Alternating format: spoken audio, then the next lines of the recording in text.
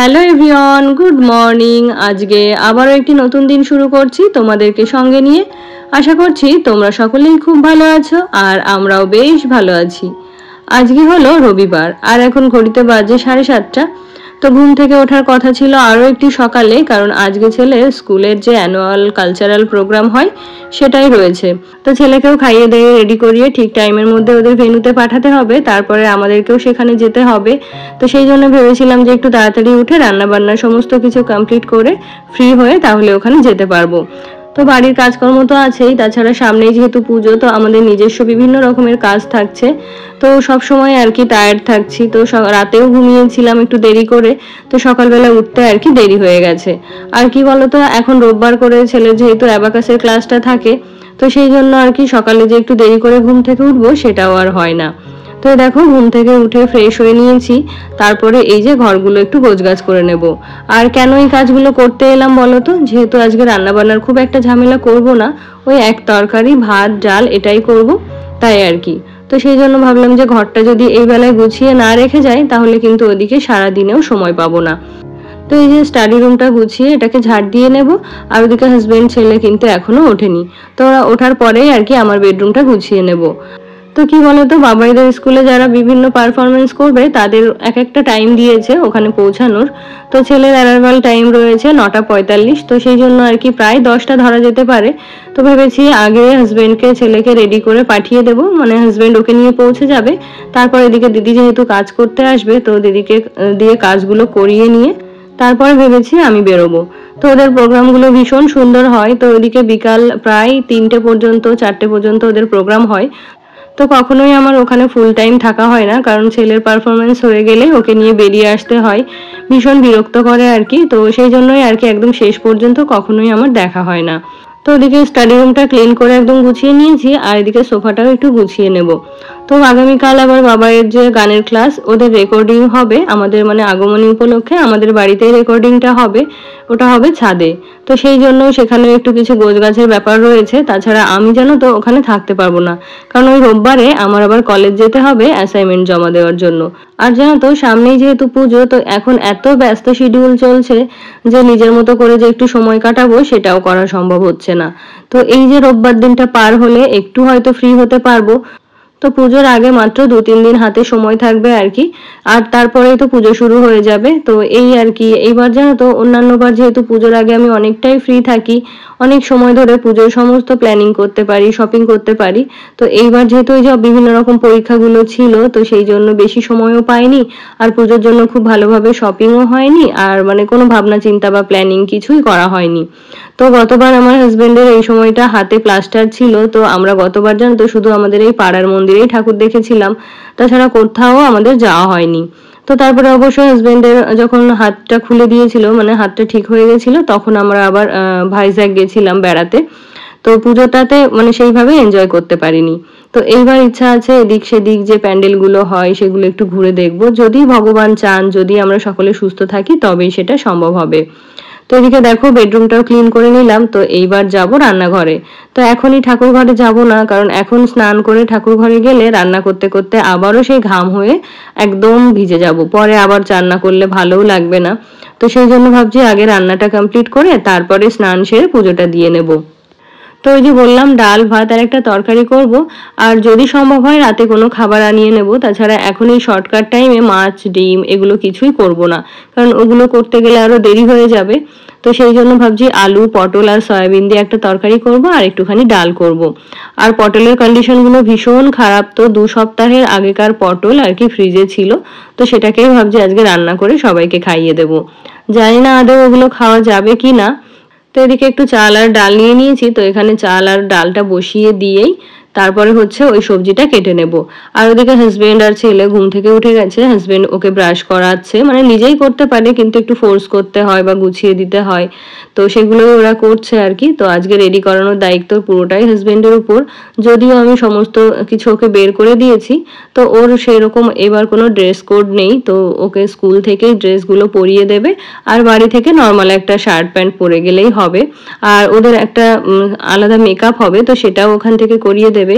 তো এবার তো ছেলে মাইমে পারফরমেন্স করছে, তো ওদের একটু অন্যরকম মেকআপ হয়, অন্যরকম ড্রেস হয়, তো সেটা বলছে স্কুল থেকে প্রোভাইড করবে। তো এদিকে দেখো ডালের জন্য একটুখানি পেঁপে কেটে নিয়েছি, আর ওইদিকে বললাম যে শুকিয়ে যাওয়া পটলগুলো ওগুলোকে কেটে নিয়ে জলের মধ্যে কিছুক্ষণ ভিজিয়ে রাখবো। আর এদিকে দেখো একটু মশলা তৈরি করে নিয়েছি, ওই যেহেতু পটলের তরকারিটার মধ্যে কিছুটা সয়াবিন দেবো, তো একটু পেঁয়াজ রসুন আদা কাঁচা লঙ্কা জিরা দিয়ে একটা মশলা তৈরি করে নিলাম। আর ওদিকে সয়াবিনটা বসিয়ে দিলাম সেদ্ধ হতে, আর এদিকে দেখো ডালটাও সেদ্ধ হয়ে গেছে, সঙ্গে পেঁপেগুলোও ভালোভাবে সেদ্ধ হয়ে গেছে। তো এখন একটু কালো জিরে আর পেঁয়াজটা ভেজে এদিকে ডালটা ফোড়ন দিয়ে দিলাম। আর রইল বাকি ওই যে আলু সয়াবিনের তরকারিটা, তো ওটা যতক্ষণে হবে ততক্ষণে কিন্তু ভাতটাও হয়ে যাবে। তো ভাতটা হতে একটু টাইম লাগে বেশি, কারণ এই সমস্ত ডাল বা তরকারিগুলো তাড়াতাড়ি রান্না হয়ে যায়। আর আমাদের এই ভাতটা হতে সময় লাগে প্রায় 40 থেকে 45 মিনিট। তো ততক্ষণে দেখো দুটো তরকারি তিনটে তরকারি কিন্তু করেই নেওয়া যায় 40-45 মিনিটের মধ্যে। তো চলো রান্না করতে করতে এবারে তোমাদের কিছু কমেন্টের রিপ্লাই দিয়ে ফেলি। তো আমার গত ভিডিওতে কমেন্ট করেছিল রিমা দে। তো রিমা লিখেছে, কেমন আছো দিদি, আমি কিন্তু রোজই তোমার ভিডিও দেখি, বাট কমেন্ট করার সময় হয় না। তো আমি ভালো আছি গো। আরও লিখেছে, পুজোতে কটা শাড়ি নিলে। তো আমি পুজোতে এবার দুটো শাড়ি নিয়েছি, কারণ শাড়ি খুব একটা পরা হয় না, তো ওই জন্য দুটো শাড়ি নিয়েছি। আর 4টে সালোয়ার বানাতে দিয়েছি, মানে 3 পিস যেগুলো হয় ওগুলোই আর কি। তো ওগুলো যেহেতু এখনো ডেলিভারি দেয়নি, তো যদি পুজোর আগে দিয়ে দেয় তাহলে অবশ্যই তোমাদের সাথে শেয়ার করব। আর আমার গত ভিডিওতে আরও কমেন্ট করেছিল রুবিনা। তো লিখেছে, খুব সুন্দর লাগলো ভিডিওটা দিদিভাই, পুরো ভিডিওটা দেখলাম আর তোমার ভিডিও অনেক দেখেছি। তো অনেক ধন্যবাদ রবিনা তোমাকে, তুমিও খুব ভালো থেকো আর এভাবেই আমার পাশে থেকো। তারপরে দেখো এদিকে ছেলের জন্য একটু ভাত নিয়ে নিয়েছি। তো এখন ছেলেকে খাওয়াতে বসবো, আর ওকে ওর বাবা স্নান করিয়ে দিয়েছে, তো হাজবেন্ডও গেছে স্নান করতে। তো এখন একটু বসে ছেলেকে খাইয়ে দেব। তো কি বলতো, যেহেতু ও একটু আগে খেয়ে নিচ্ছে, মানে একটু সকালের দিকে খাবার খাচ্ছে, তার জন্য নিজে খেলে একদমই খেতে পারবে না, মানে খেতে চাইবে না আর কি, যেহেতু কিছুক্ষণ আগেই ঘুম থেকে উঠেছে। তাই ভাবছি আমিও একটু এখানে ফ্যান চালিয়ে বসি, আমারও একটু রেস্ট হবে, সেই সঙ্গে ওকে খাওয়ানোও হবে। তো তাই আর কি এদিকে ওর জন্য ভাত মেখে নিয়েছি, আর যেহেতু সয়াবিন করেছি তো সেই জন্য একটু মিষ্টিও নিয়ে নিলাম। তো ওই যে বলেছি মাছটা খুব একটা খেতে চায় না, মাংস হলে পছন্দ করে। আর ওই যে অন্যান্য যাই করি না কেন তার সঙ্গে কিন্তু ওর মিষ্টিটা লাগেই। তো এদিকে দেখো ছেলেকে খাইয়ে দিয়ে এদিকে রান্নাঘরটাও মুছে নিচ্ছি। আর আজকে কিন্তু দিদি এখনো আসেনি কাজ করতে, যেহেতু ছুটির দিন, তো শনি রবিবার করে দিদি একটু বেলা হলেই আসে, যেহেতু আমার রান্নাবান্না কমপ্লিট হয় না তাই আর কি। তো আমি যে আজকে বেরোবো সেটা তো দিদিকে বলা হয়নি, তো সেই জন্য দেরি করেই আসছিল। তো তারপরে দেখো স্নান সেরে এদিকে পুজোটাও কমপ্লিট করে নিয়েছি।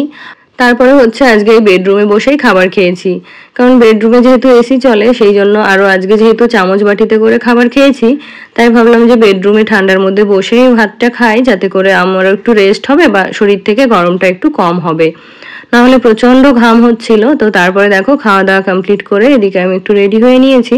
তো এই পিওর সিল্কের শাড়িটা আজকে পরলাম, এটা গত বছর পুজোর একটা শাড়ি। তো গত বছর পুজোয় বেশ কয়েকটা শাড়ি নিয়েছিলাম, তো এই শাড়িটা মাত্র একবারই পরেছি, সেটা আবার বাপের বাড়িতে গিয়ে। তো এটা ওই যে একবার পরেই আর কি সেইভাবেই তুলে রেখেছিলাম, তো আজকে এই শাড়িটা বের করে পরে নিলাম। তো এদিকে আমি রেডি হয়ে গেছি, আর একটুখানি এই যে জল ক্যারি করব। তো যেহেতু খুব কাছেই যাচ্ছি তার জন্য খুব বেশি কিছু নিচ্ছি না, ওই কয়েকটা টাকা নিয়ে নিলাম, তাও আবার কটা খুচরো টাকা, যাতে করে ওই টোটো ভাড়াটা দেওয়া যায়। তো হাজবেন্ড যেহেতু চলে গেছে তাই আমাকে একাই যেতে হবে। তো প্রোগ্রাম শুরু হওয়ার 5 মিনিট আগেই আর কি আমি ওখানে পৌঁছে গেছিলাম। তো আমি গিয়ে আমার সিটটা নিয়ে নিয়েছি, আর এদিকে দেখো ওদের প্রোগ্রামটা শুরু হয়ে গেছে। তো সমস্ত প্রোগ্রাম ঠিকঠাকভাবে তোমাদের সাথে শেয়ার করা হবে না, কারণ এই যে কপিরাইট চলে আসতে পারে। আর আমার গত ভিডিওতে আরও কমেন্ট করেছিল এমজে অধিকারী ফ্যামিলি আইডি থেকে। তো দিদিভাই লিখেছে যে দিদিভাই তোমার ভিডিও দেখতে খুব ভালো লাগে, বিশেষ করে ঠাকুর ঘরের কাজকর্মগুলো দেখতে আরও বেশি ভালো লাগে। তো অনেক ধন্যবাদ দিদিভাই তোমাকে। তারপরে আমার গত ভিডিওতে আরও কমেন্ট করেছিল ওয়ার্ল্ড অফ আহেদা থেকে। তো লিখেছে তোমার ভিডিওটা খুব ভালো হয়েছে, আর তোমার শাড়িগুলো গোল্ডগুলো খুব সুন্দর হয়েছে, আর তোমার ছেলের ড্রেসগুলোও খুব ভালো হয়েছে। তো অনেক ধন্যবাদ দিদিভাই তোমাকে।